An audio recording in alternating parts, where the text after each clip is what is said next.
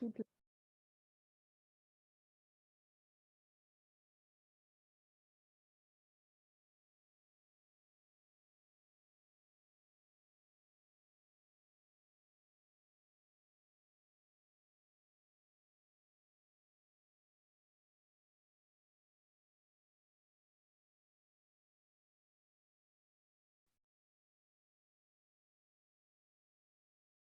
Bonjour à toutes et bonjour à tous pour ce webinaire proposé par le réseau Compost Citoyen Occitanie sur l'argumentaire de la PG Prox.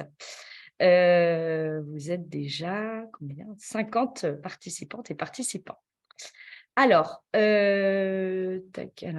attendez, je ne peux pas passer la slide.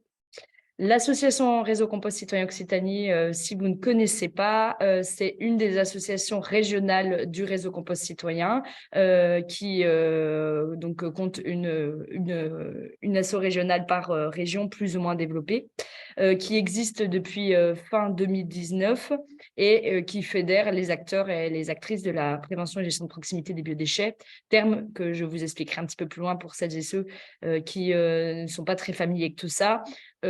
Comme tous les réseaux, c'est un vrai soutien entre collectivités, acteurs privés, citoyens et citoyennes pour se connaître, pour échanger, pour se soutenir et puis pour faire monter en compétence les territoires et aussi diffuser les bonnes pratiques partout et pouvoir donc développer la PG Prox. Je n'irai pas plus loin, je pense que 99% des gens ici connaissent très très bien tout ça, donc je ne vous embêterai pas plus avec ça. La PG Prox, qu'est-ce que c'est? Donc, pareil, je vais faire très court, mais c'est pour vous pouvoir expliquer ce terme un peu barbare. C'est la prévention et gestion de proximité des biodéchets. Les biodéchets, comme vous le voyez dans le tableau, c'est à la fois les déchets de cuisine et de table, mais aussi les déchets des espaces verts. Donc, l'idée de notre filière, c'est de se dire, nous, on va respecter la hiérarchisation des modes de traitement. Donc, la première action, c'est de réduire ces déchets-là, par la lutte contre le gaspillage alimentaire et la gestion différenciée des espaces verts, puis de les valoriser au plus près du lieu de production de ces matières avec les citoyens. Vous allez voir après, je vais aussi, dans les fondamentaux, vous expliquer les 5 piliers du réseau Compost Citoyen qui vont aussi alimenter notre argumentaire, notre posture. Donc, on attaque sur le b.a.-ba. Le b.a.-ba, vous le savez très bien, on a une obligation réglementaire qui arrive là maintenant, puisqu'au 1er janvier, tout le monde, tous les producteurs de biodéchets devront avoir une solution de tri à la source des biodéchets. Donc, pour les citoyens et citoyennes, c'est aux collectivités de proposer des solutions en mix ou PG Prox et ou collecte, et ou les deux. Et pour les entreprises, c'est à eux de s'assurer du tri et de la valorisation à la source. Important pour vous, c'est qu'on a été consulté au niveau du réseau Compost Citoyen pour travailler sur un arrêté qui est dans les tuyaux avec la longueur que cela pourra prendre, qui permettra de définir en fait à quel moment, quelles sont les modalités de mise en œuvre du tri à la source. Donc voilà, on espère qu'on aura plus de précision que ce texte flou et que du coup on pourra avoir des vraies mesures claires qui soient définies prochainement.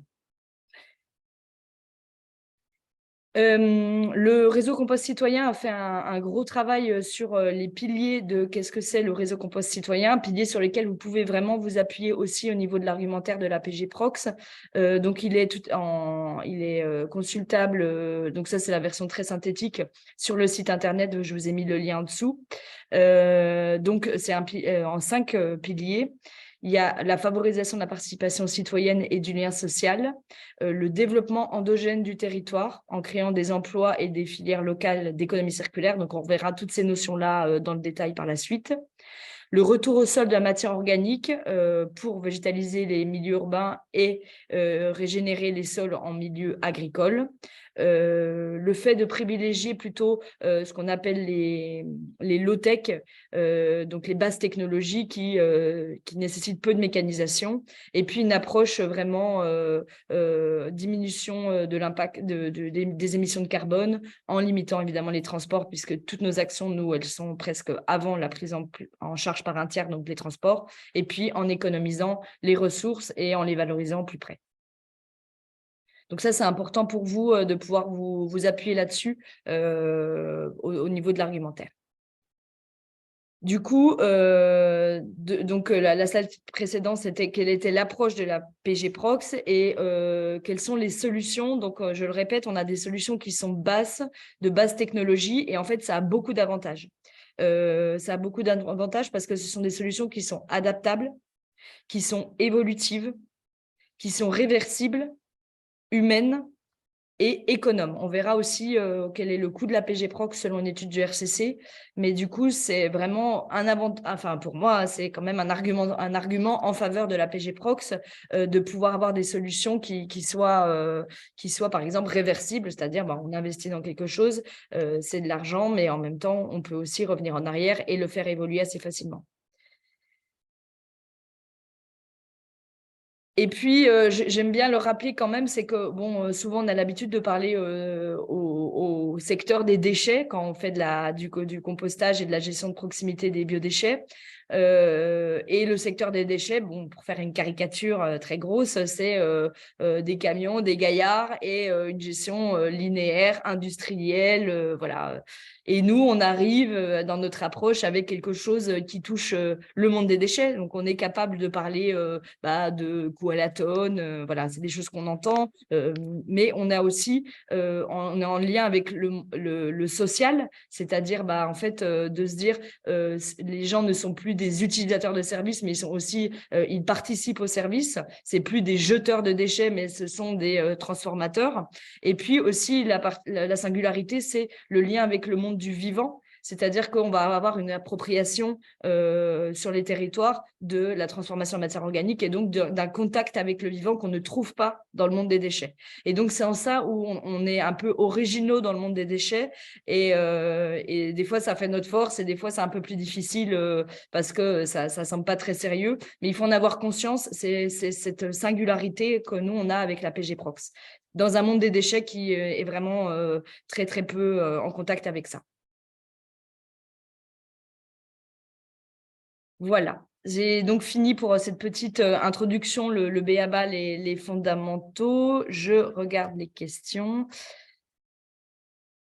Alors, j'ai une question d'Hélène sur est-ce que l'arrêté en cours de préparation sur les modalités de mise en œuvre du trial ressources sera diffusé avant le 1er janvier 2024 ? Je ne pense pas, vu qu'on est au tout début du travail parlementaire. Donc, à mon avis, enfin, je ne sais pas, c'est pas parlementaire, mais à mon avis, non, ça sera pas le cas. Je pense que ça sera un texte mettra plus de temps que ça à sortir.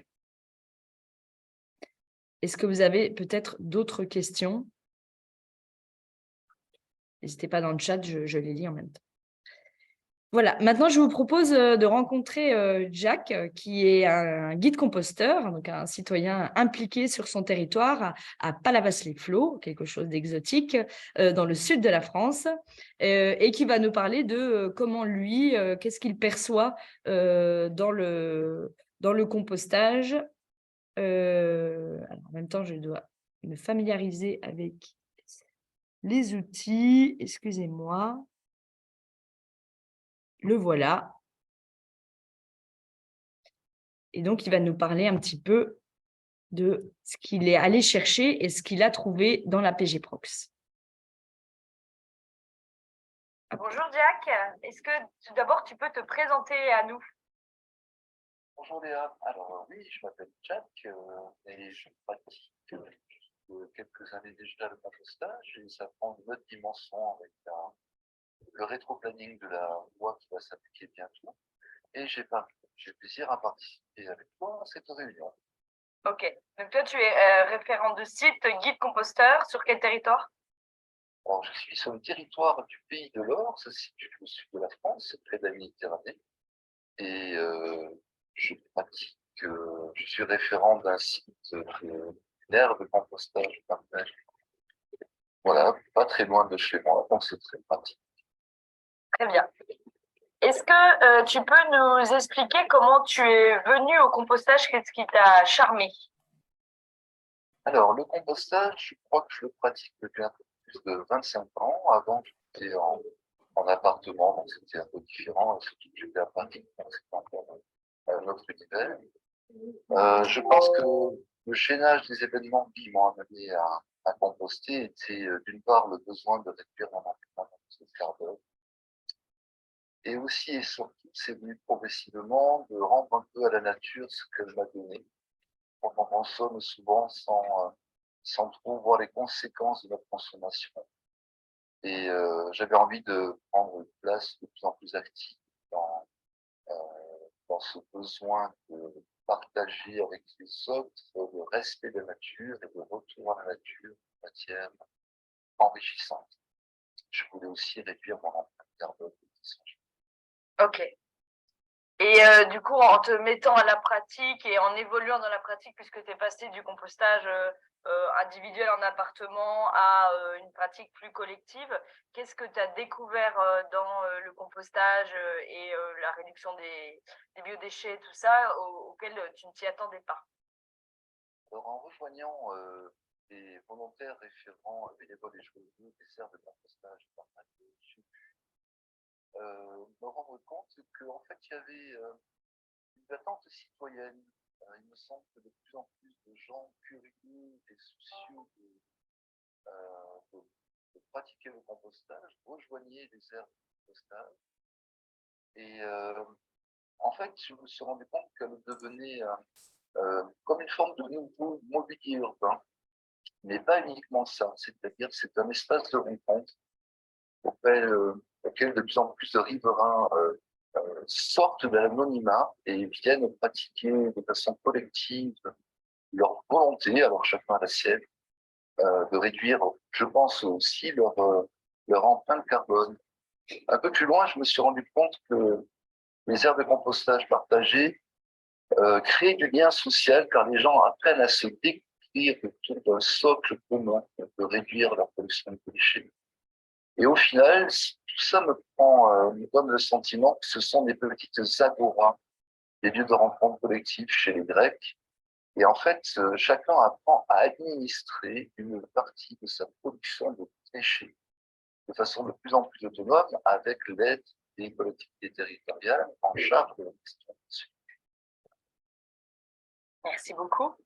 Et quel argument, toi, tu utilises pour, du coup, discuter avec les habitants, les habitantes, discuter avec les éventuels d'autres collègues, référents de site, bénévoles, voilà, sur quoi tu aimes bien insister, qu'est-ce qui te parle?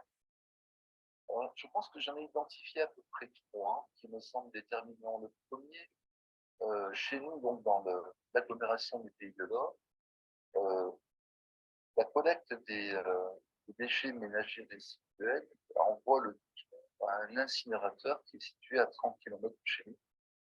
L'argument majeur que j'utilise, c'est de rappeler qu'on envoie des déchets qui sont constitués majoritairement d'eau à 30 km, parce qu'il y a du CO2 pour alimenter un four incinérateur qui n'en a absolument pas l'usage. C'est un argument que je répète souvent. Le deuxième argument, c'est que la collectivité locale en charge de l'environnement dans l'agglomération de l'Or est constituée de 6 personnes pour un bassin de population de 50 000 individus approximativement. Et je pense que ces personnes qui font un excellent boulot ont besoin d'un coup de main avec l'aide des référents locaux, de gens volontaires, bénévoles, qui chacun leur façon participent au travail et soulagent la collectivité de son travail qui a été. À ce titre, je pense aussi que il est utile pour que les aires de compostage partagées en pied d'immeuble, en établissement, même chez les individus, ont besoin de plus en plus d'ambassadeurs, de formes d'apôtres, de gens qui vont donner un peu de leur temps et de leur capacité pédagogique à rejoindre une équipe qui est déjà constituée, qui sait quoi peut jouer en jeu, de façon à ce qu'il y ait de plus en plus d'aires de compostage partagées et à terme qu'il n'y ait plus de biodéchets dans les déchets ménagers et des recyclables. Ok. Elle je répondrai à tes questions, Léa. Mais oui, merci beaucoup. Hop, on retourne sur notre PowerPoint. Alors, du coup, j'ai fait une petite synthèse des arguments qui ont été utilisés par Jack, qui sera utile aussi pour la rediffusion sur YouTube. Donc, on sait souvent, on peut les distinguer en trois types. Donc, on a une approche écologique. Alors, je reviendrai un petit peu après sur l'impact carbone et tout ça, de réduire l'empreinte carbone, on le sait très bien, d'éviter ce transport et cette incinération qui est à la fois produit beaucoup de gaz à effet de serre et puis en plus qui est assez terrible puisqu'on transporte de l'eau, vous le savez très bien. Il y a l'idée aussi de rendre à la nature ce qu'elle nous a donné. Donc, il y a ce rapport à la nature, à l'environnement, de consommer autrement et le respect de la nature. Ça, c'est plutôt pour le pôle un petit peu lié à l'écologie. Par rapport au social, il y a des choses très intéressantes qui sont dites.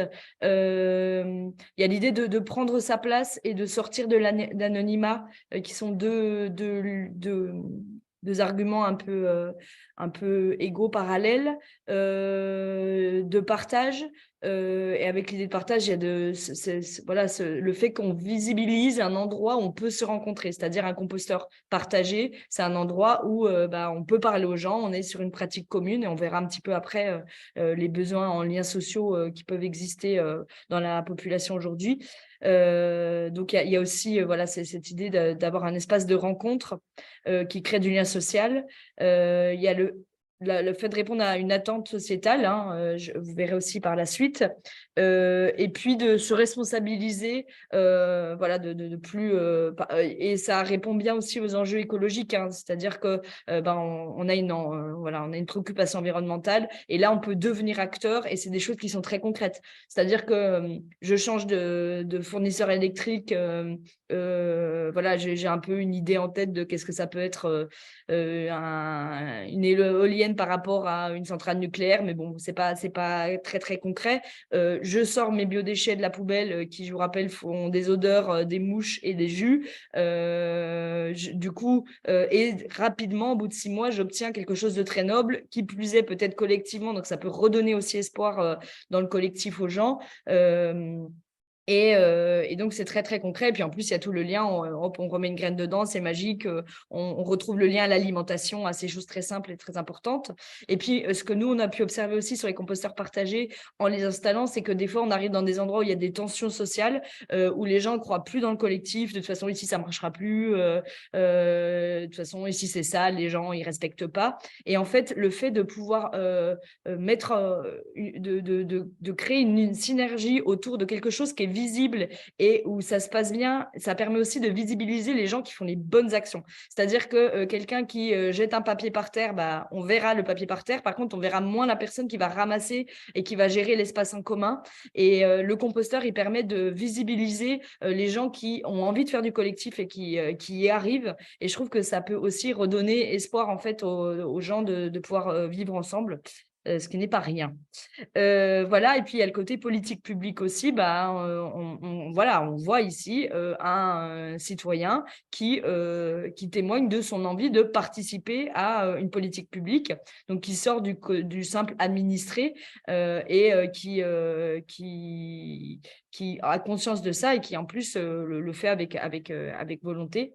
C'est intéressant aussi, c'est parce que plus on a de gens qui vont être capables de parler d'une thématique et se sentir légitimes pour pouvoir la porter, et plus on aura de chances de toucher le grand public, puisqu'on aura des diversités d'approches, des capacités pédagogiques assez larges. Et donc ça, c'est aussi une particularité quand même de la PG Proc, c'est qu'en fait, on a des citoyens, des citoyennes qui montent en compétences et qui se sentent légitimes pour déployer une politique publique, ce qui est assez rare dans les politiques publiques.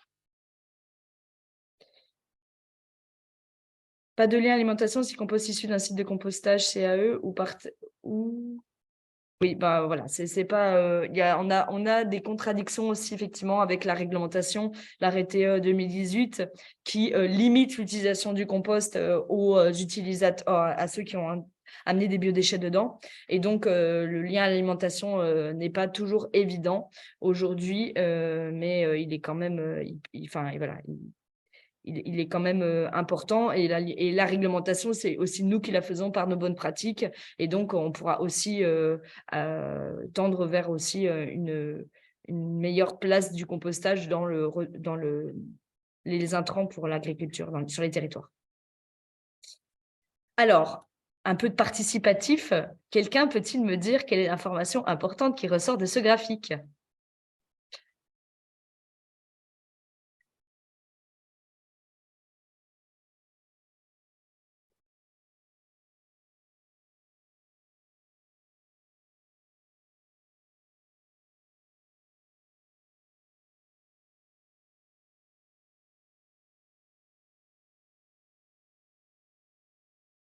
Alors, qui veut bien se jeter publiquement ?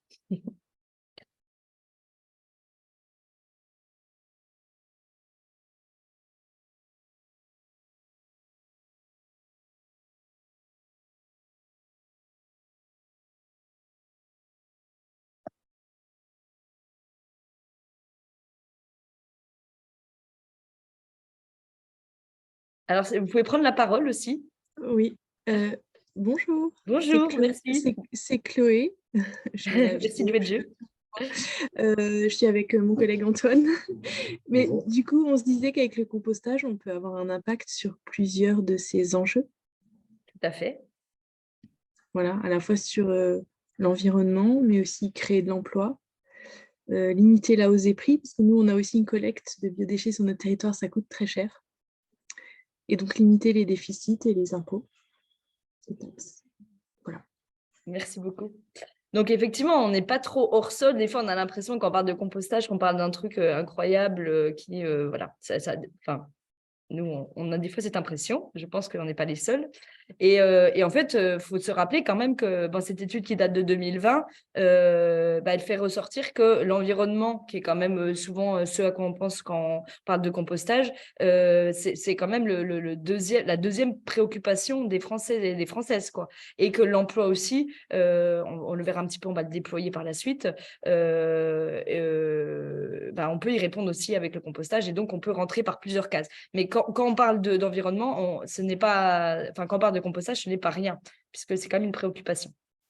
Et Chloé, est-ce que tu serais d'accord pour décrypter ce deuxième graphique? Les problèmes environnementaux. Hop. Effet de serre, faune, flore. Mais là aussi, on peut avoir un impact.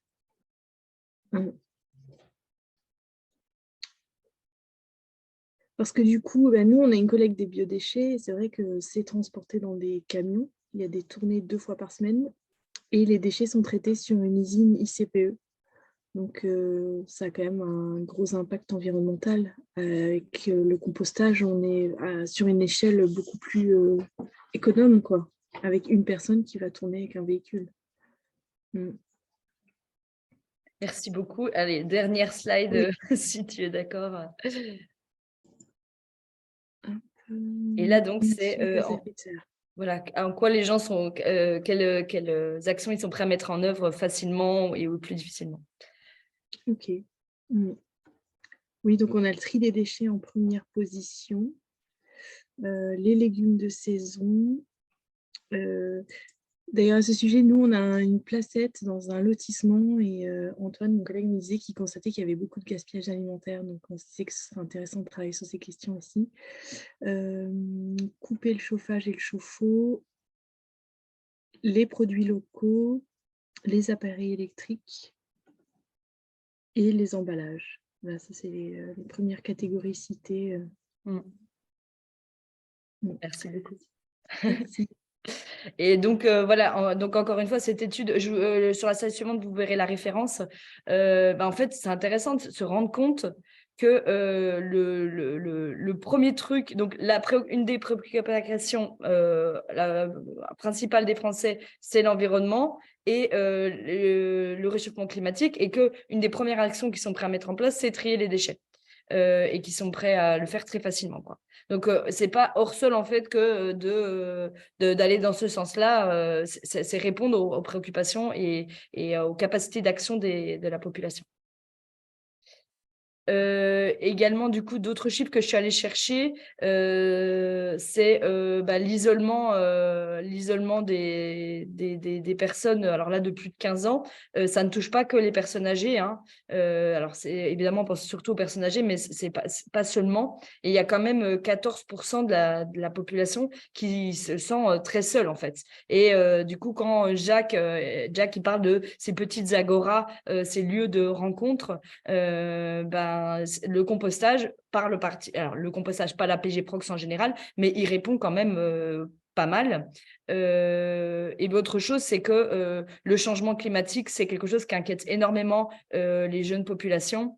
Donc c'est une étude qui parle des personnes entre 16 et 25 ans qui sont soit 70% sont très inquiets, soit extrêmement inquiets. Du coup, à nous de faire le lien entre changement climatique et PG Prox, de vraiment. Donc, on va faire un gros travail là cette année sur l'observatoire pour continuer à avoir des arguments chiffrés et tout mais tout à l'heure, on verra une petite étude sur le bilan carbone du compostage de proximité. Mais à nous, voilà, dans notre argumentaire, de faire le lien parce qu'on répond à des vraies préoccupations.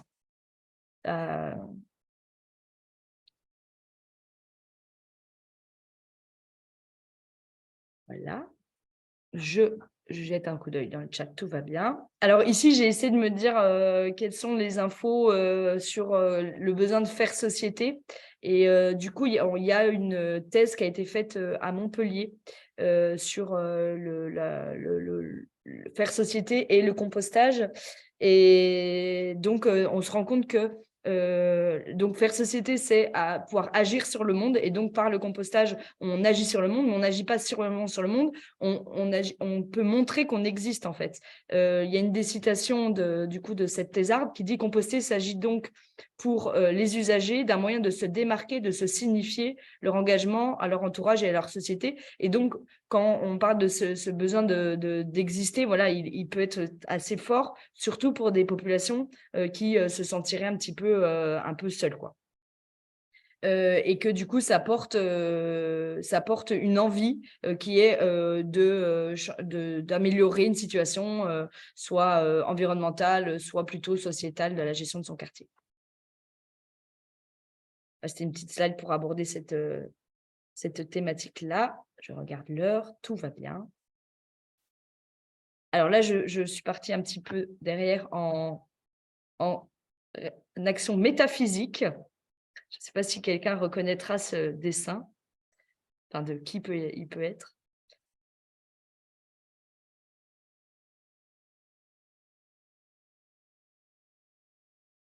Alors, qu'est-ce que vous y comprenez?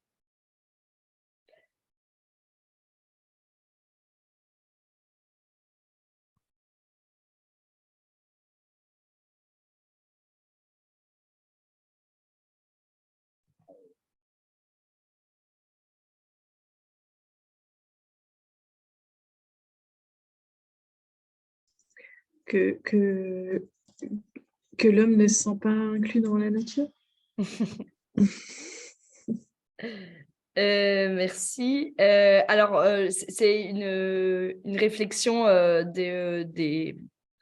de Descola, et donc Descola, c'est Philippe Descola, c'est un anthropologue, donc c'est un petit peu plus métaphysique, hein, ce que je vous propose comme approche.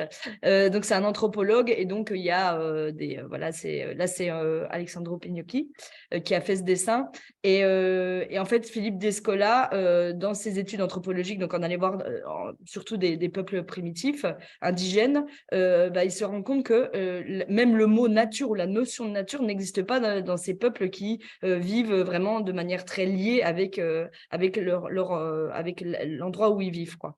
Et donc, il y a une approche écologique de plus en plus forte qui pense que cette rupture qu'on a eue au niveau sociétal occidental, au niveau de la société occidentale entre la nature et la culture, elle explique aussi la distance qu'on met par rapport à ça et qu'on en fait un objet extérieur. Voilà. Donc, c'est, je trouve, quelque chose d'intéressant, et vous allez voir le fil de ma pensée, en quoi on peut l'utiliser, c'est le contact, le lien avec le vivant. C'est-à-dire, vous avez déjà observé, vous amenez un public vers un composteur, tout de suite, on va avoir peur de ce qu'il y a dedans, quoi. Toutes ces formes de vie, aussi différentes elles sont, les choses qui grouillent, qui ondulent, qui n'ont pas d'yeux, qui nous rappellent aussi notre propre mort, parce que on se dit que c'est ça qui va nous bouffer à la fin.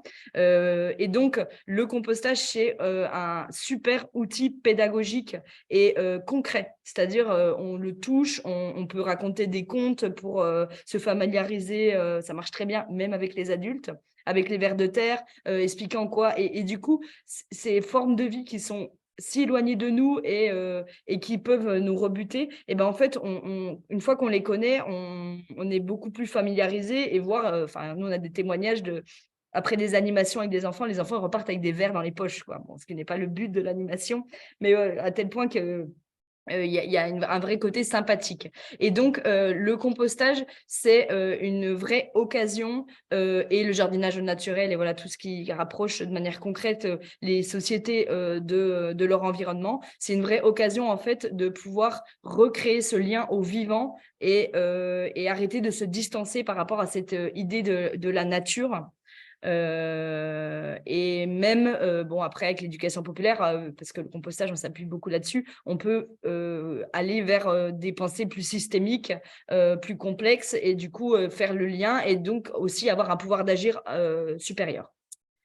Voilà pour ce côté, l'argumentaire. Il y a aussi quelque chose de très fort, je trouve, dans le compostage, c'est le lâcher-prise.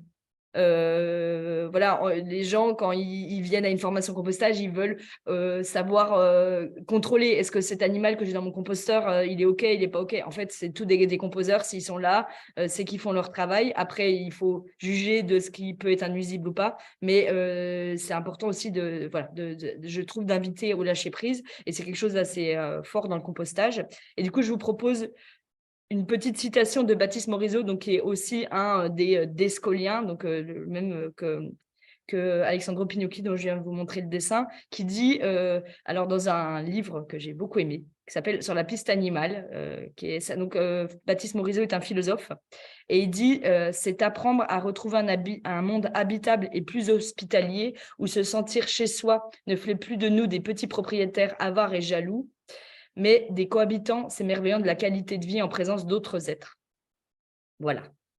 Donc, je vous ai dit que c'était un petit peu métaphysique, cette slide, mais j'y tiens un petit peu. Alors, on a une réaction. Voilà. Donc, il y a le côté à abolir l'idée de petite bête, de dégoûtant, qui est très importante. Et puis, remettre du vivant dans les villes, quoi, aussi, hein. Et à la campagne. Parce qu'il n'y a pas que... Pour conclure sur cette discussion avec Jack, quelques autres petits arguments qu'on peut-être par rapport à l'approche un peu citoyenne.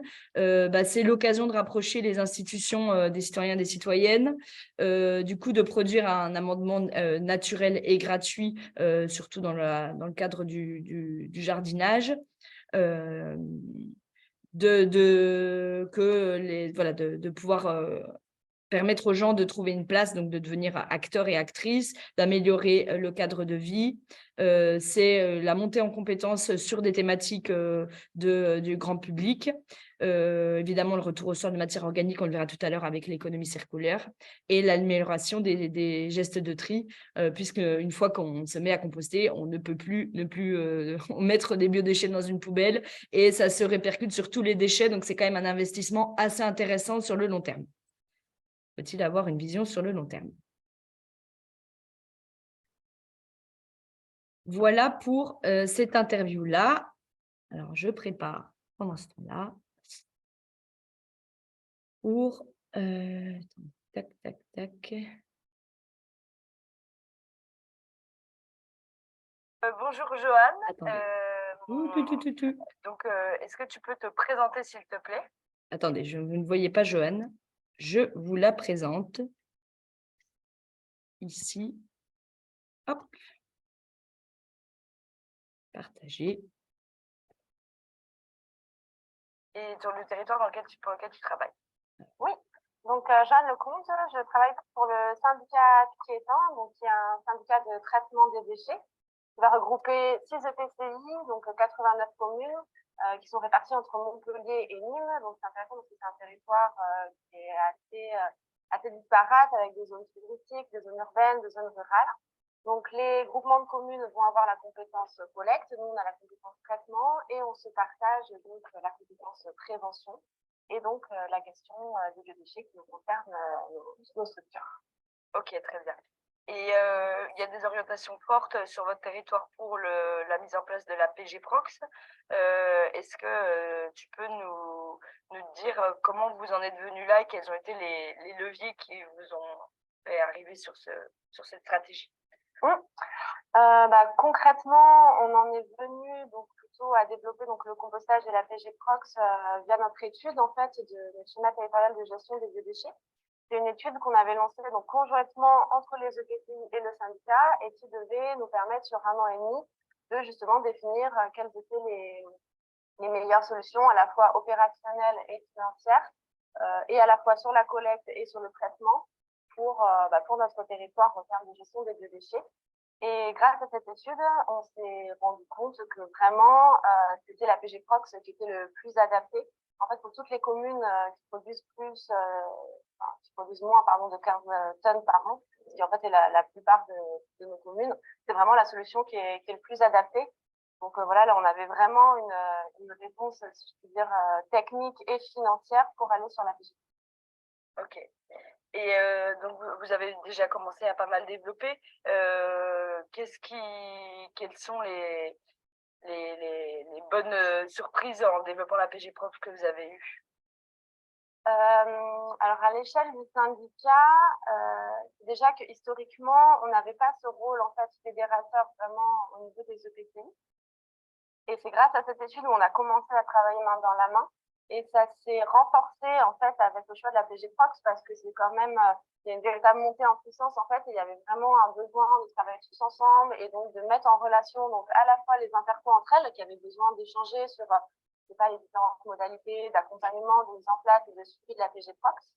Et entre elles aussi, ça a été intéressant cette mise en lien parce qu'il fallait travailler avec les différents acteurs, à la fois jusqu'à les écoles, il va y avoir les patients services des espaces verts, donc c'est une vraie mise en lien en fait à différents niveaux au niveau du territoire. Et après, là aussi pour le syndicat, ce qui est intéressant avec la PG-Prox, c'est qu'il va y avoir un véritable besoin humain. Et en fait, grâce à ça, on a pu développer entre 6 et 10 postes à l'échelle du syndicat, donc c'est quand même super. Des postes qui vont arriver, donc recrutement en cours, ça intéresse des gens. Exactement. Très bien.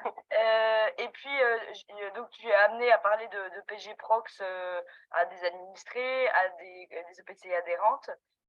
Quels sont les arguments que tu utilises, toi, en tant que professionnel? Je dirais qu'ils sont quand même multiples et c'est ça aussi qui est intéressant avec justement la PG-Prox, c'est qu'il y a plusieurs arguments et en fonction des publics, ce ne sera pas forcément les mêmes.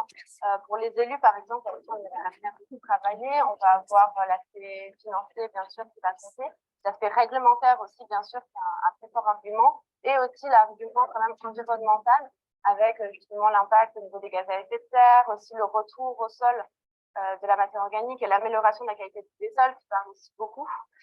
Donc, on va avoir tout un travail de sensibilisation, de leur montrer aussi. Là, on a fait un compost tour récemment qui a très bien marché auprès des élus.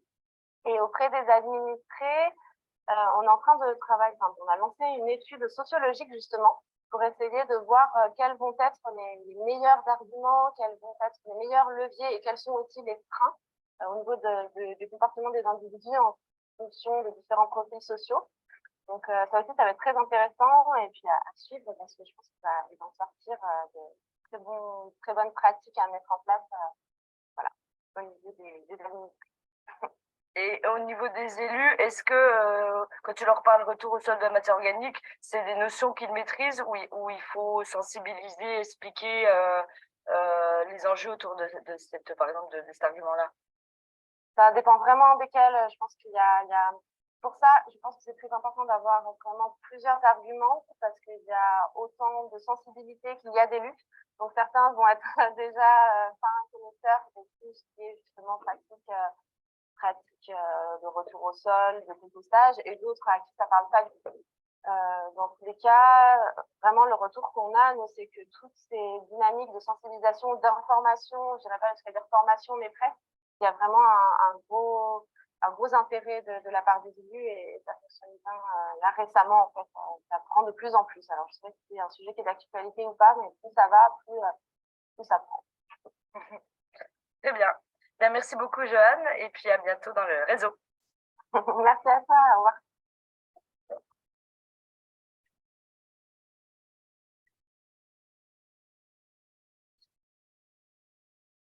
Voilà, donc vous avez rencontré Joanne.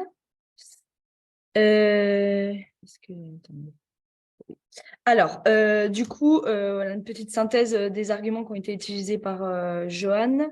Quand même que leur étude, elle montre que la PG Prox, elle est intéressante pour les communes de moins de 15 tonnes, qui produisent moins de 15 tonnes par an. Et bon, la France, c'est quand même 36 000 communes. Hein, donc, le niveau commune rurale, on a de quoi faire. Hein. Donc, il ne faut pas perdre ça de vue. Souvent, on pense habitat collectif et tout, mais il y a énormément de communes rurales qui doivent aussi trier les déchets à la source. Donc, c'est quand même très important, cette approche.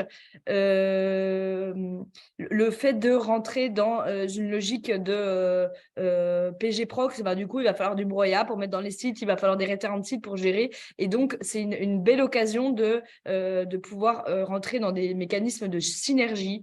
Ça, on va beaucoup en parler. Hein. C'est ça qui est un petit peu difficile, c'est qu'aujourd'hui, quand même, les institutions, elles travaillent beaucoup en silo, et puis les entreprises, et voilà. Et donc là, il va falloir mettre du lien dans tout ça pour que ça puisse fonctionner. Donc, un service déchets va travailler avec un service espace vert et ainsi de suite. Les mairies, parce qu'elles sont plus proches des habitants, avec un syndicat qui, par exemple, là, dans ce cadre-là, ce syndicat était très éloigné, en fait, mal connu. Et en fait, c'est une vraie occasion pour lui de jouer son rôle, en fait, entre ces 6 intercommunalités. Et puis, bon, très important, hein, quand même, entre 6 et 10 postes sur ce bassin de vie qui vont être créés à l'échelle du syndicat, donc sans compter déjà tous les postes sur place. Donc, c'est vraiment générateur d'emplois, et ça tombe bien puisque la préoccupation numéro 1 des Françaises et des Français, c'est l'emploi. Et donc, pour les gens qui sont intéressés, c'est d'ailleurs à titre personnel, il va y avoir de l'embauche sur ce territoire. Johanna nous a beaucoup parlé aussi de la capacité de la PG Prox à pouvoir convaincre un large public parce qu'il y a énormément d'arguments qu'on peut utiliser, donc en fonction de nos différents publics et de leur sensibilité.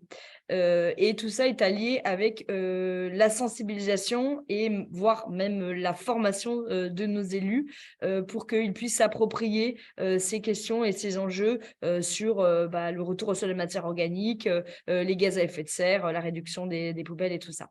Donc ça, c'est vraiment un aspect qui est important et un sujet qui est d'actualité. Voilà, on sent quand même qu'il y a une médiatisation et qu'il y a une montée en compétences générales. Oui, je vous donnerai le contact de Joanne, le compte. Il n'y a pas de problème. Voilà, et puis on va suivre cette étude-là qui est menée sociologique. Je ne sais pas si vous, sur vos territoires, vous en avez mené. Si c'est le cas, c'est peut-être intéressant de pouvoir faire un petit retour en quelques minutes ici.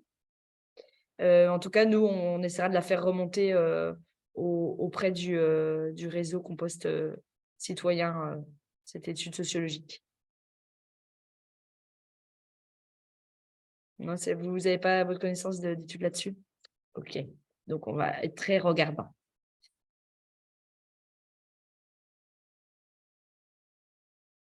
Hop, alors, en parlant d'études, Peut-être l'avez-vous déjà vu. C'est l'étude des coûts qui a été faite l'année dernière par le réseau Compost Citoyen et qui ajoute une pièce à notre puzzle de l'argumentaire, hein, puisque là, on a une vraie étude qui nous permet de savoir quel est le coût des biodéchets. Alors, cette étude, là, je vous ai mis deux points importants. Donc, par rapport au compostage, la mise en place du compostage partagé dans 9 collectivités et en comparaison avec la collecte séparée, on a quand même un coût qui est très intéressant puisque par habitant desservi pour le compostage partagé, on est à 4,80 € contre 23,30 € pour la collecte, ce qui nous fait un coût à la tonne détournée équivalent de 525 € par tonne détournée pour le compostage partagé et 588 avec évidemment des écarts assez importants entre les collectivités. Voilà, donc évidemment que le compostage ne répondra pas à tous les territoires et à tous les enjeux, mais en tout cas, c'est important de réfléchir à sa bonne place et à sa bonne mise en œuvre, évidemment, pour que ça soit quelque chose d'efficace pour pouvoir réduire les coûts des collectivités, comme a témoigné Chloé, sachant qu'un camion consomme de l'essence et que l'essence et les ressources ne sont pas prêts de s'arrêter au niveau de l'inflation. Donc aussi, dans l'échiquier global, c'est pas rien de pouvoir déployer la PG Prox. Donc voilà, donc cette étude-là, vous avez le lien en bas, elle est disponible sur le site internet du réseau Compost Citoyen au national. Il ne faut vraiment pas hésiter à vous appuyer dessus parce que c'est quelque chose d'important de pouvoir parler d'argent dans notre monde. Vous n'avez pas de questions par rapport à celle-ci? Ok. Je passe à la slide suivante. Le fait que la PG Prox génère des emplois. Et je voulais faire un petit focus sur la typicité de ces emplois. C'est que c'est des emplois quand même qui sont assez valorisants. Il y a quand même un écart entre sociétal, de représentation du moins, entre collecter des déchets et s'occuper d'un composteur. En tant que référent de site, que ce sont des emplois utiles, humains et non délocalisables, ce qui n'est pas quelle est la différence entre habitant desservi et habitant participant.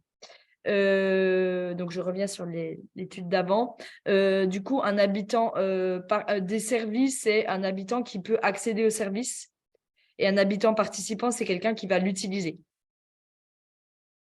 Donc, par exemple, un composteur partagé, on peut se dire, dans un rayon de 100 mètres, c'est un moyen de trier à la source des biodéchets et de traitement des biodéchets qui touchera toutes les personnes dans un rayon de 100 mètres.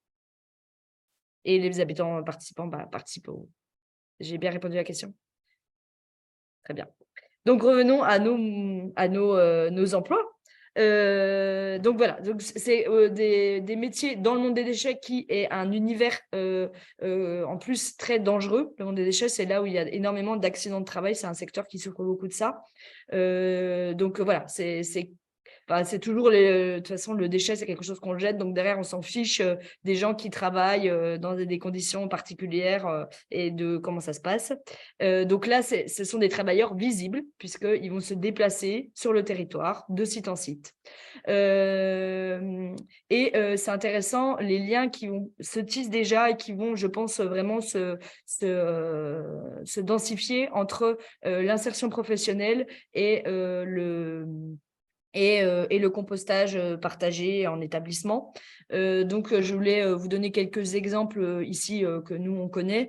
Par exemple, on a une entreprise adaptée à Montpellier qui travaille pour la métropole et qui approvisionne les sites en broyat et fait l'entretien, la maintenance des sites toutes les semaines.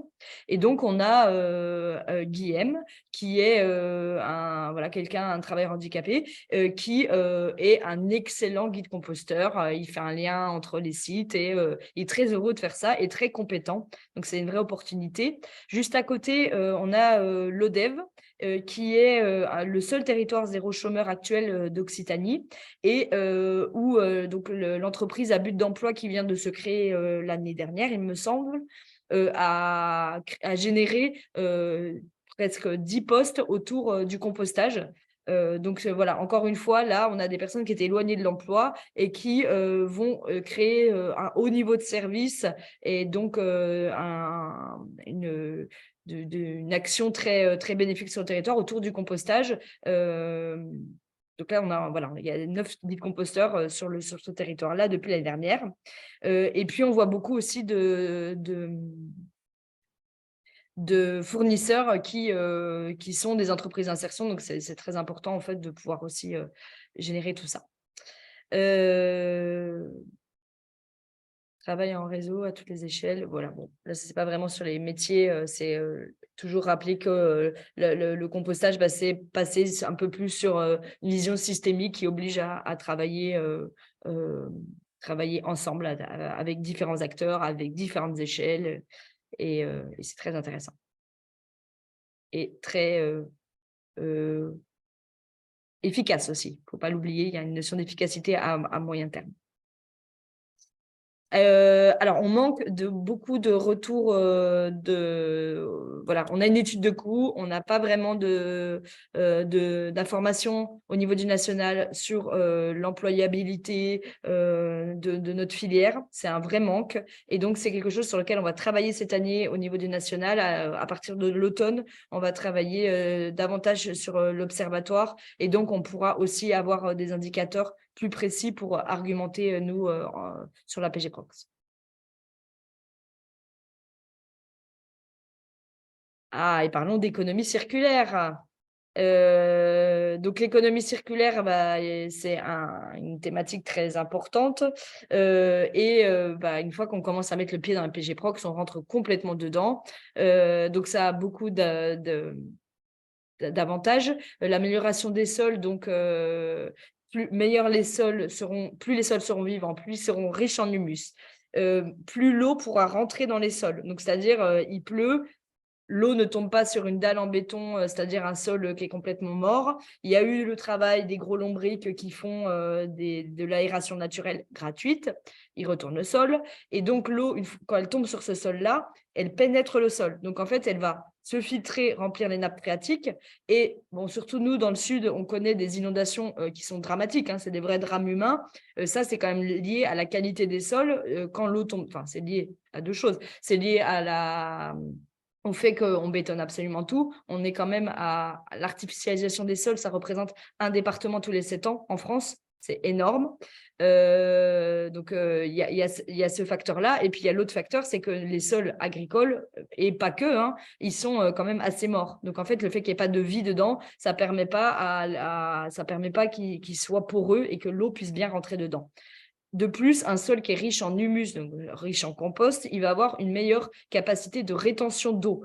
Dans un scénario où le climat est en train de se réchauffer, c'est quand même très intéressant d'avoir des sols qui ont des propriétés intéressantes pour bien retenir l'eau. Et puis, comme nous, on va forcément parler de paillage des sols, de valorisation des déchets verts. En plus, là, on va être vraiment sur un cycle de l'eau qui est quand même préservé, respecté. Alors, je sais qu'aujourd'hui, réglementairement, on est un petit peu coincé, mais si on se projette un petit peu quand même dans l'avenir et qu'on se dit que le compostage va se développer et que la réglementation va s'adapter, on va tendre quand même vers des territoires qui vont pouvoir avoir des intrants du territoire, c'est-à-dire de pouvoir avoir de la matière organique qui retourne sur les sols agricoles. Donc aujourd'hui, la PG Prox, telle qu'elle est définie avec l'arrêté ministériel, elle ne permet pas de conclure cette boucle, mais j'espère que le RCC va militer pour qu'on puisse quand même aller vers ça. Les gaz à effet de serre, on a une petite étude que je vous montrerai en dernière slide, donc je ne vais pas m'attarder dessus, sur le cycle carbone entre l'incinération et le compostage, donc vous pourrez voir ça.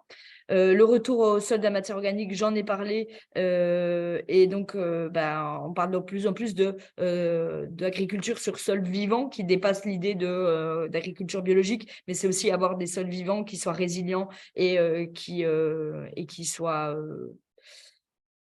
qui accueille de la biodiversité, qui plus est. La séquestration de carbone dans les sols, c'est un truc très important et vous pouvez aller voir de l'information sur le programme 4 pour 1000, donc il y a un programme international pour militer pour la séquestration, pour l'augmentation du taux de carbone dans les sols, qui peut être un vrai puits de carbone. Et c'est intéressant parce que le compostage, le cycle du carbone, il y a quand même 14% du carbone dans le cycle il y en a une grande partie qui repart en CO2, mais il y a une grosse partie aussi qui reste dans les sols. Et donc, le sol peut être un vrai puits de carbone pour la planète. Et puis, la biodiversité, donc on a des documents d'urbanisme qui parlent de trames vertes, bleues, marron, voire des trames noires. Donc, en fait, c'est comment on réfléchit à faire des continuums, des corridors biologiques entre des espaces, parce que la biodiversité, elle souffre d'être, le vivant souffre d'être fragmenté, en fait. Donc, on a des populations qui ne peuvent plus communiquer entre elles et donc elles ne peuvent pas renouveler leur patrimoine génétique. Et ça, c'est un vrai problème qu'on a. Et donc, les documents d'urbanisme, ils se disent, tiens, entre ces deux grosses forêts, comment on crée un espace de circulation des animaux pour qu'ils puissent se déplacer. Entre ces deux cours d'eau, la même chose, comment on crée des circulations, comment on les préserve. Et on a même aujourd'hui la notion de trame marron, donc c'est-à-dire faire des continuums biologiques, des corridors biologiques pour la faune et la vie du sol. Et puis, pour les trames noires, c'est d'éteindre le soir certains axes de lumière, quoi. Comment on dit? Oui, vous avez compris, pour les chauves-souris et compagnie, pour qu'elles puissent se déplacer. Voilà. Donc, on peut répondre aussi à ça avec le compostage et le développement de la PG Proc. Alors, donc, réglementairement, il y a une question là dans le chat qui dit qu'est-ce qui manque légalement pour pouvoir réutiliser le compost en milieu agricole? Alors, c'est simple, c'est que nous, dans notre pratique de PG Prox, notre texte, c'est l'arrêté ministériel de 2018 qui dit que le compost la matière compostée peut être utilisée par les personnes qui ont déposé des biodéchets dedans et qu'il ne doit pas y avoir de transport et de prise en charge par un tiers. Et donc, du coup, sinon, il faut normer le compost qui est coûteux, en fait, et qui ne correspond pas à nos petites installations où on traite de manière un petit peu diffuse de la matière. Et donc, légalement, on ne peut pas donner du compost à un agriculteur qui est produit par des citoyens dans le cadre de l'arrêté ministériel, parce que ce compost n'est pas normé et en fait que c'est encore un déchet. Est-ce que j'ai bien répondu à ta question, Joanne? Oui. Super. OK. Il est midi. Parfait. Timing. Alors maintenant, vous allez rencontrer Monsieur Jérôme Daval, qui est directeur du CREPS de Montpellier. Alors, je mets la vidéo en même temps, qui va vous parler de son point de vue sur le compostage. Alors.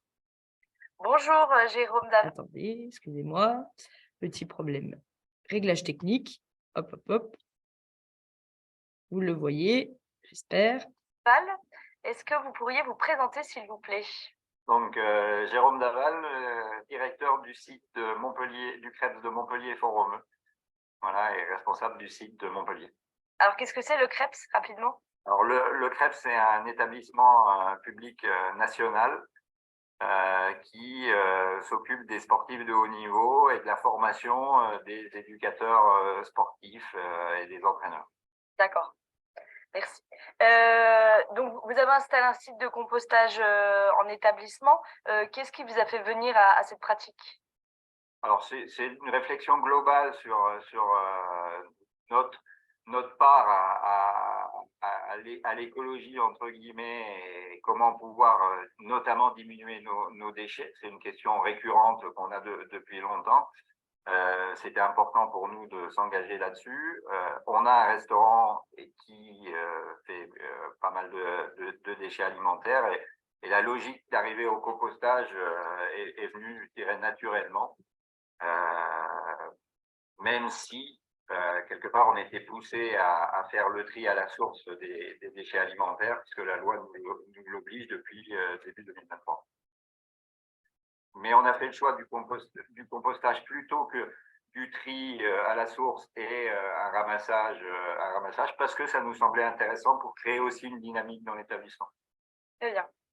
Et qu'est-ce que vous y avez trouvé depuis que vous avez installé le site auquel vous n'y attendez pas? Alors, pour nous, il y a deux choses. C'est la dynamique aussi des personnels qu'on est arrivé à mettre sur ce dossier-là. Puisque au départ, on était prêt à acheter un composteur et au fur et à mesure de l'avancée et de l'implication des agents sur le projet, c'est les agents eux-mêmes qui ont construit le composteur. Donc, ça les mobilise aussi sur cette opération-là et c'est intéressant.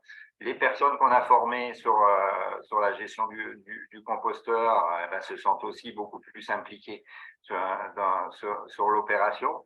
Et je trouve, moi, le point important, c'est aussi un moyen direct et visible pour sensibiliser tous les jeunes qui sont chez nous, tous les adolescents aussi, à l'importance de trier les déchets et de savoir ce qu'ils deviennent derrière. C'est pour moi quelque chose d'important. Et ça marche bien? Et ça marche plutôt bien, même si on sait qu'on doit faire quelques piqûres de rappel régulièrement, etc. Et qu'on trouve des choses qui ne devraient pas aller dans le composteur au moment du tri des déchets alimentaires, mais globalement, ça marche plutôt bien. Merci beaucoup. Et comment, du coup, vous en parlez autour de vous, peut-être à d'autres chefs d'établissement du compostage, qu'est-ce que vous mettez en avant? Alors, on est effectivement 18 crêpes répartis sur le territoire. Tous les crêpes ont signé une convention avec le ministère et un engagement, c'est les 15 engagements développement durable, dans lesquels font partie notamment le tri des déchets. On met en avant ce qu'on a mis en place, qui peut être reproduit ou repris par les autres établissements. C'est important. C'est aussi un peu un réseau d'échange entre crêpes sur les bonnes pratiques des uns et des autres pour pouvoir s'inspirer de ce que font les uns et les autres dans le domaine du développement durable, qui va des mobilités douces au tri des déchets, aux achats éco-responsables, etc. Voilà, qui couvre un champ assez large, mais dont fait partie le tri des déchets. Et au niveau économique, est-ce que vous avez pu faire une petite étude là-dessus vous payez la redevance spéciale? Alors, moi, je n'ai pas trop d'éléments là-dessus. Et l'objectif n'était pas un objectif économique. C'était vraiment un objectif plus d'éducation et de comportement et de changer un peu nos habitudes. Hein. Le sport est quelque chose qui, dans le cadre du développement durable, est très impactant. Hein. Les sportifs qui se déplacent dans tout le monde entier pour faire des compétitions, etc. Et qu'à un moment, il faut qu'on arrive à changer les habitudes. Et ça en fait partie. Et je trouve que ça, c'est important de mobiliser. On a toute cette partie éducative auprès des jeunes, bien sûr, qui viennent s'entraîner chez nous et qui sont là en permanence avec un objectif sportif, mais quelque part, c'est des adolescents et ça fait partie un peu de notre mission de leur apporter ce genre de choses et de les mobiliser là-dessus.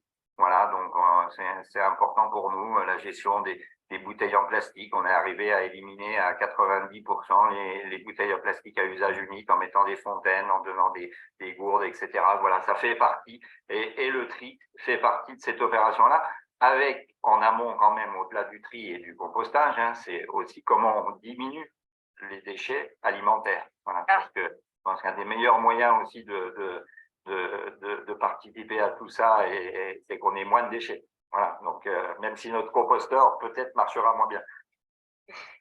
Merci beaucoup Jérôme pour ce témoignage. Voilà, pas de problème. Merci.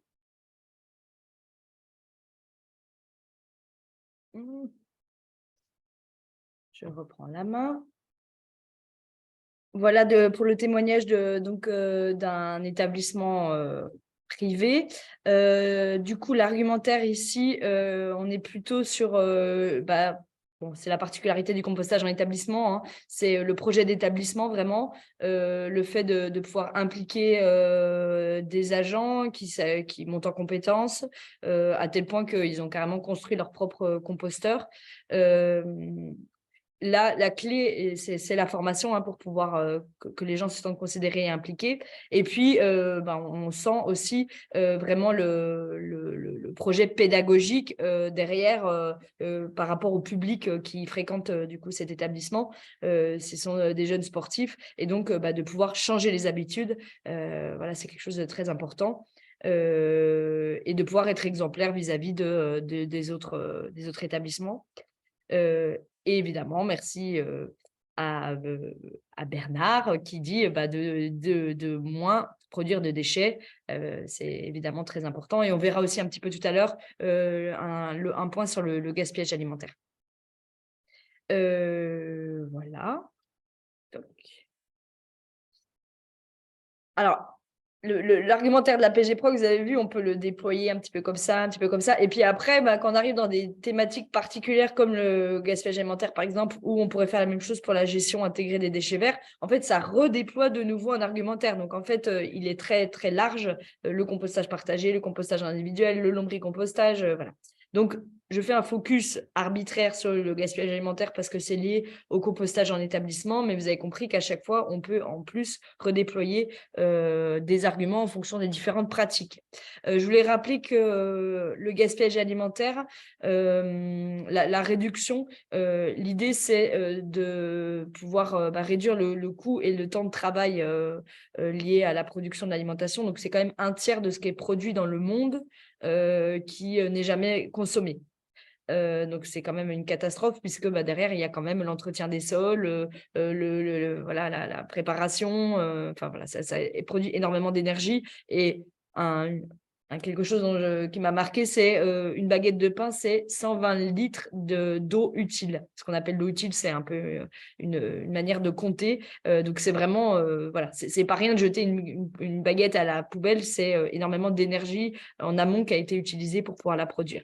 Et donc, revenons à nos moutons, réduire le gaspillage alimentaire dans un établissement, on ne le vend pas comme réduire des coûts, mais on le vend plutôt comme améliorer la qualité de ce qui est proposé à table. Et donc, pouvoir améliorer la qualité, c'est avoir peut-être des produits plus locaux. Et on retourne sur notre idée d'économie circulaire. Donc, c'est en ça que c'est très systémique, la PG Prox. C'est aussi valoriser le métier de cuisinier. Une fois qu'on commence à mettre un projet de compostage en établissement, au début, on sait, personne ne produit de déchets, mais finalement, quand même, on en produit beaucoup. Et donc, les cuisiniers et les cuisinières, ils ne sont pas là pour produire des choses qui sont jetées. Donc, c'est revaloriser le métier de cuisinier, mais aussi le fait de manger.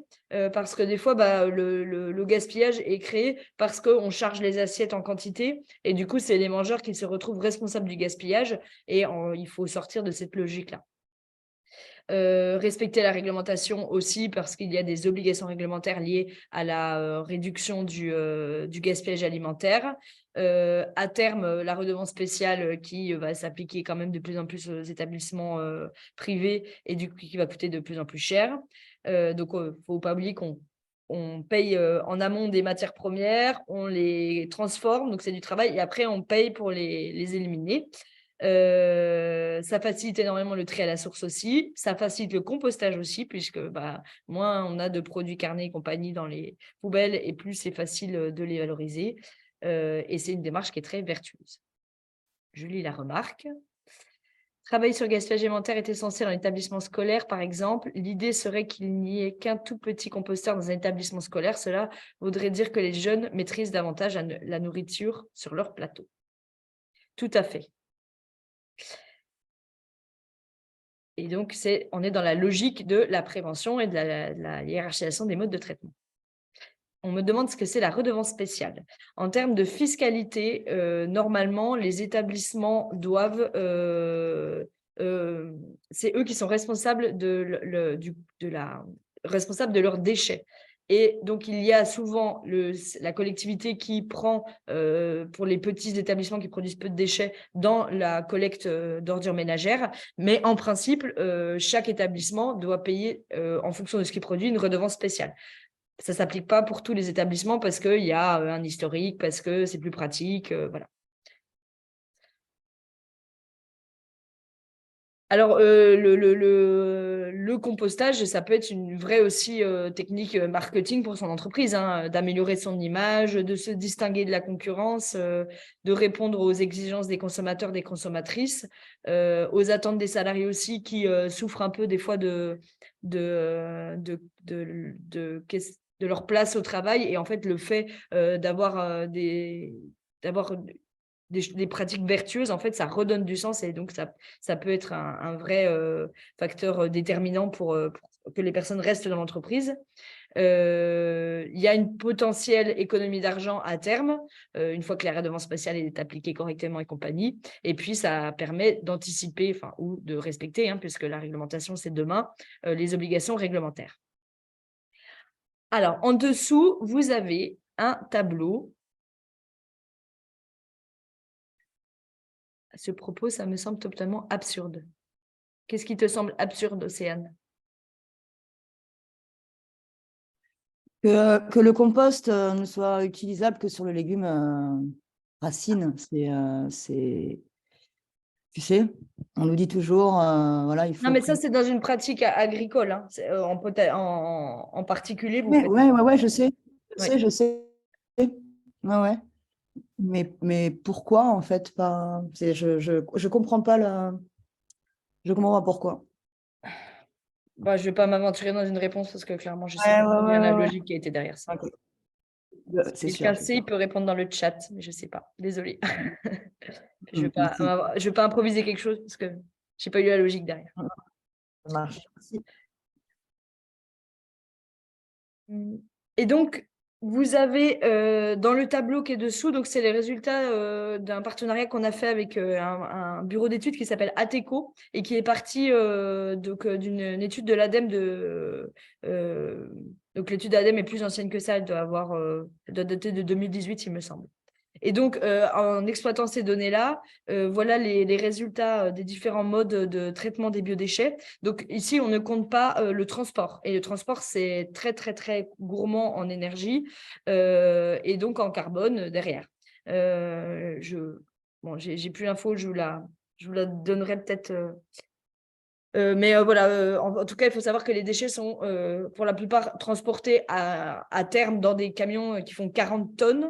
Donc, c'est des très gros camions qui font énormément de kilomètres. Et donc, ça a un impact très important qui n'est pas dans ce tableau-là.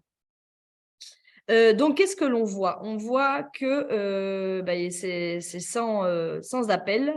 Le compostage domestique est vraiment peu gourmand en CO2, génère très très peu de CO2, et sans compter l'effet du transport.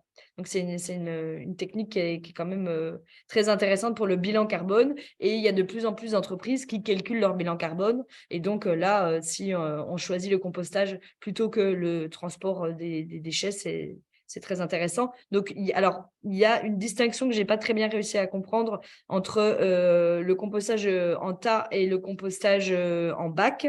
Et a priori, le compostage en bac émettrait un petit peu moins d'équivalent CO2. Voilà. Bon, je n'ai pas très bien compris quelle pourrait être la différence entre les deux. Mais bon, c'est très, très différent par rapport à du compostage industriel. On est quand même à 140 kilos équivalent CO2 par tonne par rapport à compostage de proximité ou en tas où entre 9 et 20 kilos par CO2, d'équivalent CO2 par tonne.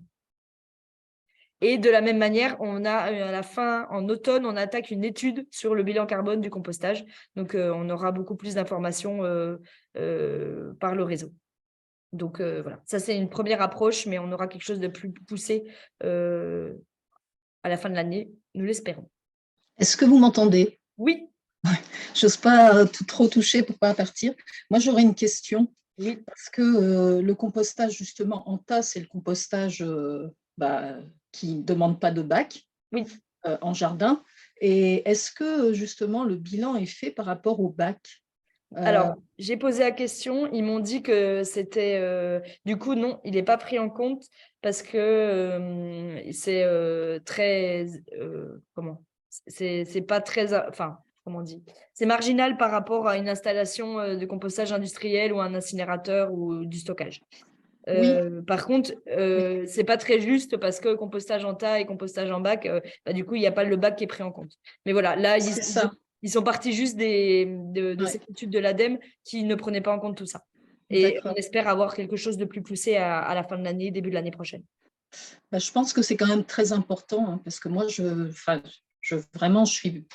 milite pour le compostage en tas parce que quand même, à condition de récupérer le bois, quand on fait des bacs de compostage neufs, c'est quand même des forêts. C'est de la matière première qui est coupée et donc j'imagine que le bilan carbone, il augmente pas mal. Non, puis c'est pas neutre, c'est certain, mais voilà, là, on n'avait pas assez d'informations pour pouvoir aller aussi. Et vous l'aurez cette info.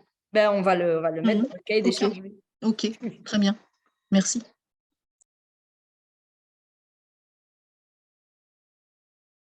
Voilà, j'en ai fini pour ce tour d'horizon de l'argumentaire.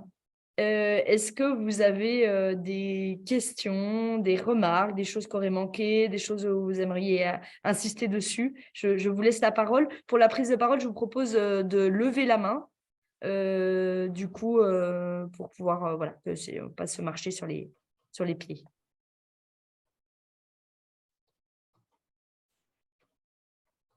Alors oui, je t'en prie, Joanne. J'ai juste une question par rapport aux chiffres de l'incinération de la slide d'avant. Il est si bas que ça. Enfin, il me paraît étonnamment bas. Je ne sais pas s'il y a une raison par rapport à ça ou pas. Mais... clairement, je suis incapable de répondre à la question. Ok. Ouais, je ne sais pas d'où ce qui pourrait expliquer ça. Bah oui, effectivement. Mais je peux demander à ce bureau d'études, par contre. Ça, je peux faire. Je me le note. Bon. Merci. Bonjour Léa, moi je ne vois pas où est-ce que je peux prends la parole, vas-y Nathalie. Lever la main, voilà, mais par rapport à la personne qui s'est exprimée précédemment, est-ce que, les cubes en métal, ça peut être quelque chose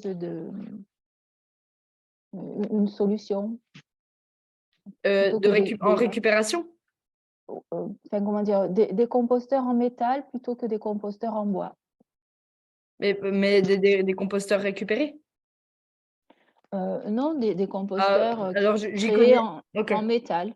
Ouais, j'y connais très peu, pas grand-chose sur le bilan carbone, mais alors c'est sûr que le métal, bilan carbone, ça explose. Hein. D'accord. Et ça explose même, je pense, par rapport au bois et je pense même le plastique. Ouais. Non, je pense que là, on est encore plus au-dessus. D'accord. Merci, Léa. Didier? Oui, je voulais réagir par rapport à l'utilisation sur les légumes racines. Oui. En fait, le législateur il est parti du fait que souvent, c'est des légumes qui sont consommés cuits. Donc, la cuisson va éviter tout risque de contamination par les pathogènes.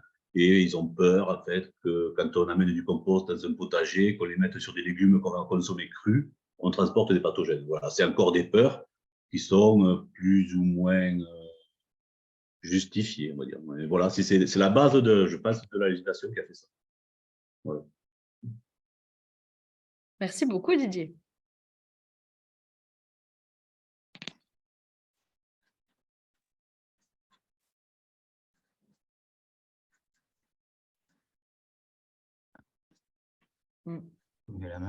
Oui, Mélanie. Bonjour. Je suis mute, Mélanie.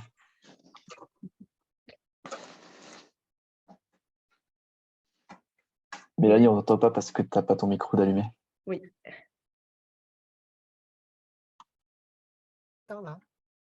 Là, ça y est. Oui. Je ne sais pas pourquoi il... Ouais.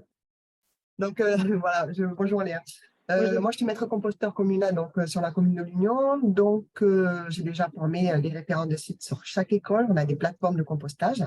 Donc, tout le monde est formé, tout le monde a la pratique, etc.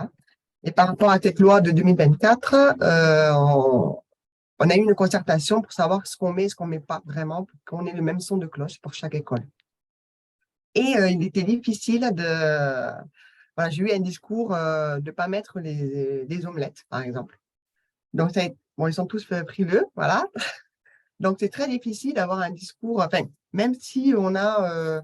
voilà, on parle un peu de l'économie, on parle au niveau environnement, etc. Quel serait en fait vraiment l'argument qui peut être impactant et dire, bon voilà, 2024, on arrête de mettre de la nourriture dans les ordures ménagères. Est-ce qu'il y a une autre phrase plus, je ne sais pas, à un moment donné, là, est-ce que je suis face à certains référents qui sont butés ou Oui. voilà, est-ce qu'il y aurait une autre phrase plus impactante pour expliquer? Voilà, parce que je suis pour l'économie circulaire pour chaque site, parce qu'on a des potagers pédagogiques, donc je ne veux pas casser la boucle, pas trop. Mais voilà, donc quelle serait vraiment la phrase impactante pour les référents de site et la collectivité aussi? Ouais. Bah, tout dépend de la raison en fait pour laquelle ils veulent pas les omelettes par exemple. Et il y a quelque chose qui marche très bien, c'est de montrer que c'est possible en fait. Donc c'est de faire un compost. Quand on va visiter un composteur en établissement où la paella a été compostée, c'est-à-dire la viande, les crustacés, les moules, et qu'en fait tout est composté dedans et que en fait on s'en rend pas compte, tout d'un coup ça devient beaucoup plus facile de composter une omelette, quoi. Et autre chose, c'est qu'en fait, c'est la mort du compostage de proximité si on ne composte pas tous les SPA3, tous les déchets de cuisine et table. Parce que si on veut respecter la réglementation, il faudra qu'il y ait un camion de collecte qui passe pour récupérer les omelettes. Alors que c'est possible de le faire. C'est quand même dommage. Et il y a un webinaire sur les produits carnés qui est très bien fourni, que vous pouvez trouver aussi en ligne. D'accord, ok, très bien. Bon, Voilà. mais merci, merci. J'espère avoir répondu à ta question. Nathalie, oui. Oui, bonjour. Ma question, ça me concerne plus personnellement. Est-ce que vous m'entendez bien? Parce que je suis dehors, il y a du vent. Oui, très bien. Oui, très bien, ok. Donc en fait, j'ai une expérience de compostage dans mon potager et j'ai une expérience aussi en communication, en animation, dans les espaces verts. Et je souhaite intégrer la formation guide composteur sans forcément aller plus loin en tant que maître composteur. Oui. Je n'ai pas d'expérience en PG Prox et je voulais savoir si cette formation m'est quand même ouverte et comment convaincre la collectivité compétente. Mais ça, vous y avez répondu en fait, pour ouvrir un poste de guide composteur. Ok. Alors, la formation guide composteur est une formation sans prérequis. Il faut faire une lettre de motivation simplement. Donc, il n'y a pas besoin d'avoir de prérequis pour pouvoir l'intégrer. Souvent, on pense maître composteur, mais c'est déjà une formation qui est hyper riche, qui est vraiment destinée aux acteurs de terrain. Donc, il faut vraiment la valoriser, cette formation. Elle est très importante et il n'y a pas besoin d'aller sur du maître. Si vous êtes une actrice de terrain, ça sera complètement suffisant. Et pourquoi se former? Parce qu'on est bien meilleur quand on est formé, quoi, hein. Que toutes ces questions qu'on se pose au quotidien qui nous freinent et qu'en fait, en 5 jours de formation, on lève tous les freins, quoi. Ok. Merci. Bernard. Oui, bonjour. J'ai l'impression qu'on est un peu sur un nœud aussi, là, oui. Qui est justement d'avoir des déchets, du compost, et donc les exutoires, le compost qu'on a en trop. Est-ce que compostage ne va pas systématiquement avec jardinage? Est-ce que ça, ce n'est pas un argumentaire aussi? Ou est-ce qu'on peut le mettre en avant ou pas? Parce que je pense que c'est aussi un nœud de ce fonctionnement. Effectivement, je pense que l'exutoire du compost, c'est un frein en fait au déploiement du compostage, surtout en zone rurale, zone urbaine dense. C'est évidemment les gens avec leur jardinière, ils vont pas prendre énormément de litrage de compost. Après, il faut pas non plus, je pense, déjà installer des sites de compostage, trouver l'endroit, les référents de sites motivés. Et en plus, si on se met comme critère d'avoir un jardin à proximité pour utiliser le compost, il me semble que ça peut faire un peu lourd comme cahier des charges pour déployer et que du coup, des fois aussi, le truc un peu débrouillard de mettre du compost sous les haies et tout, c'est un petit peu dommage pour tout le reste, mais ça permet aussi à la pratique d'exister, à montrer que c'est possible, que ça se passe bien et du coup, après, de rentrer dans quelque chose d'un peu plus systémique. D'accord, merci. Oui, Johan. Oui, moi, j'avais une question par rapport à tout ce qui était guide composteur et maître composteur. Actuellement, est-ce qu'il existe un papier valorisant ou un certificat, ou comment est-ce qu'on sait et que les autres savent qu'on est maître composteur, qu'on a la possibilité de faire telle et telle pratique? C'est une formation qui est certifiante. Donc, à la fin, effectivement, de toute façon, à chaque fois qu'on fait une formation, quelle qu'elle soit, on peut demander une attestation de formation. Et là, en plus, on est dans une formation certifiante. Donc, vous avez après une certification de compétences qui prouve que vous avez bien réussi l'examen. Parce qu'il y a un examen pour chaque guide et maître, il y a un examen maintenant. Et du coup, si vous recrutez quelqu'un, il faut que vous demandiez son attestation. D'accord. Merci. Oui, Margot qui s'appelle Stéphanie. Oui, alors je ne sais pas pourquoi il m'appelle Margot, mais ce n'est pas grave. Bonjour à tous. Moi, j'avais une question pour l'exutoire, justement. Souvent, l'exutoire, je dis aux services techniques des mairies qui peuvent l'utiliser, sachant qu'ils ne vont pas forcément mettre, eux, des biodéchets par rapport à la réglementation. Est-ce que c'est correct ou est-ce qu'il faut que je leur fasse mettre, je ne sais pas, des pots de kiwi ou des pots de banane pour, Mais ils en mettent des biodéchets, puisqu'un biodéchet, c'est aussi un déchet des espaces verts. C'est eux qui mettent des broyats. Vrai. Ils en mettent. D'accord. Donc, je n'ai pas de souci avec l'exutoire de dire... Ok, je te remercie. Et les déchets verts, si on montre qu'il y a une intention de valorisation, en fait, on sort du stade... Enfin, on est un peu plus tranquille sur le statut déchet. Tant que le producteur et l'utilisateur. Il y a vraiment toujours cette logique-là. D'accord. Ok. Je te remercie. Oui, Pierre. Je suis toujours sur la problématique d'exutoire par rapport à ce compost partagé. Si on veut le développer en école, souvent ils ont envie de faire des jardins partagés et ils ne peuvent pas l'utiliser pour produire leurs petites tomates, leurs petits radis. Quoique radis, on est encore sur du racine, mais à savoir qu'est-ce qu'on appelle légumes racines. Et voilà, c'est la problématique de cette réglementation de 2018. Et comment faire pour... Alors non, moi je ne suis pas d'accord avec cette interprétation. Parce qu'en fait, si l'école produit son compost, elle peut utiliser le compost pour ses légumes et sans distinction. C'est dans le cadre d'une activité professionnelle de maraîchage. D'accord. Oui. Et après, d'accord. Le problème des écoles, c'est qu'eux, ils se mettent plein ils se mettent plein de contraintes et même un gâteau qui vient de l'extérieur ne pourrait pas être mangé par une école. Donc ça, c'est un autre problème. Mais en tout cas, réglementairement, on peut manger la salade, les radis, les tomates qui sont produites par l'école avec le compost de l'école sans problème. D'accord. Et sur un site de compostage partagé où ils mettraient également à proximité un jardin partagé, là également, ils pourraient produire leurs propres légumes et les consommer s'ils ont apporté. D'accord, ok, donc c'est un peu, ça va faciliter les choses parce qu'on était vraiment sur une mauvaise interprétation en se disant aucune utilité et utilisation par les participants parce que le compost n'est pas normé. Ok. Non, ça c'est... En fait, cet arrêté ministériel, il est très en faveur de la pratique. Dans un truc de bon sens, on connaît un peu les producteurs de biodéchets et l'utilisation du compost. Il est très, très en notre faveur, donc allons-y. Bon, merci pour les précisions. Avec plaisir. Oui, Nathalie. Oui, Léa, tu parles de l'arrêté ministériel de 2018 ? Oui, tout à fait. Et donc, ça veut dire que je peux très bien aller voir l'intendant dans mon collège et pour lever justement le frein, lui présenter ce document. Tout à fait. Ah, c'est un arrêté ministériel quand même. Hein. Donc, on peut très bien consommer la salade que l'on produirait dans l'établissement. Oui, selon l'arrêté ministériel 2018. D'accord. Merci. Océane, puis après on prendra peut-être encore une question pour vous libérer. Ouais, moi j'aimerais faire un petit tour du côté du lombricompostage collectif, parce que je sais qu'il y a un gros travail qui s'est monté en ce moment.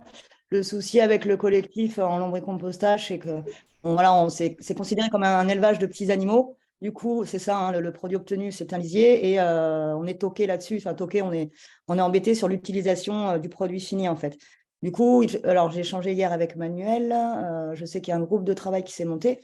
Est-ce que tu peux faire un petit point là-dessus, si tu as quelques petites infos? Bah, je Non. pense qu'en tant que spécialiste des bestioles, tu sais la même que moi. Ouais. Mais ouais, En fait, l'arrêté ministériel 2023 ne reconnaît pas le lombricompostage. Après, avec le groupe de travail réglementation, là où on en est venu, c'est que la conclusion, c'est qu'en fait, faire du compostage en privilégiant une certaine biologie avec pas mal de verre, bah, c'est quand même faire du compostage. Et du coup, si on ne dit pas que c'est du lombricompostage, en gros, on peut faire du compostage. Ouais. Mais Ok. non, mais clairement, il ne rentre pas dedans. Si on appelle ça le lombricompostage, effectivement, on est sur un autre truc. Mais Ouais. bon, la réglementation, c'est quelque chose qui est vivant, hein, donc c'est bien la pratique qui fait derrière le cadre. Et donc, c'est à nous, en tant que réseau, et c'est là où la force du réseau est importante, de faire avancer les choses. Hein. L'arrêté ministériel 2018, il existe parce que le réseau, il a pris par la main les ministères et on est allé voir des sites exemplaires. Et c'est comme ça que vous imaginez bien que les industriels, ils n'avaient pas forcément envie que ce genre de texte sorte, quoi. Donc, ne perdons pas espoir.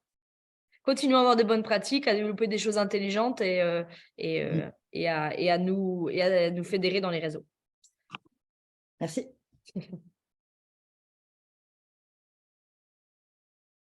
Ok. Je vois qu'il y a plein de questions sur la réglementation. Est-ce que c'est bon pour vous? Oui? Très bien. Eh ben, je vous libère. Je vous Merci souhaite beaucoup, Léa. bon midi, bon repas, bon projet à Merci vous beaucoup. tous. Et puis au plaisir. Toi aussi. Un grand merci. Merci beaucoup, hein, c'était super. Merci. Merci beaucoup. Léa. Au revoir. Au Au revoir. revoir. Au revoir. Merci.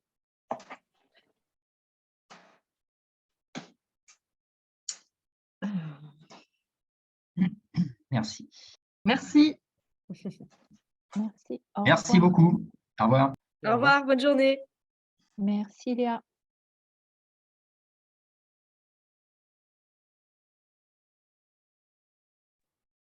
Voilà, j'ai retrouvé mon micro. Merci pour tout. C'était très sympa et c'est une piqûre de rappel qui valait le coup. Merci.